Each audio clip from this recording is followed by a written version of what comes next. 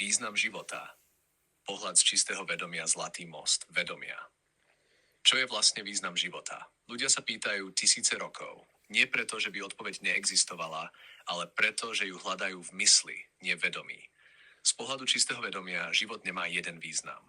Život je pohyb vedomia do skúsenosti. Nevznikli sme preto, aby sme niečo dokázali.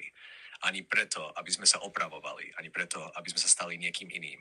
Prišli sme sem, aby sa vedomie mohlo zažiť samo v tvare, v čase, v emócii, v tele. Život nie je test, nie je trest, nie je úloha. Život je dialóg medzi nekonečným a konečným. Vedomie samo o sebe je tiché, úplné a bez tváru. A práve preto túži po pohybe, po kontraste, po prežívaní. Preto vzniká telo, preto vzniká emócia, preto vzniká radosť aj bolesť.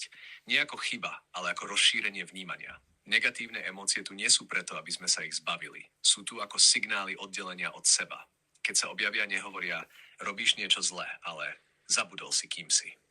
Význam života teda nie je zbaviť sa tieňa, ale prestať s ním bojovať. Keď prestaneme odporovať tomu, čo cítime, energia sa znova rozprúdi. Čakry sa neliečia silou, otvárajú sa pravdivosťou. Z pohľadu vedomia si život nevyberá utrpenie, vyberá si pravdivosť. A niekedy je pravda nepohodlná pre ego, ale oslobodzujúca pre dušu. Prečo sme si vybrali práve tento život?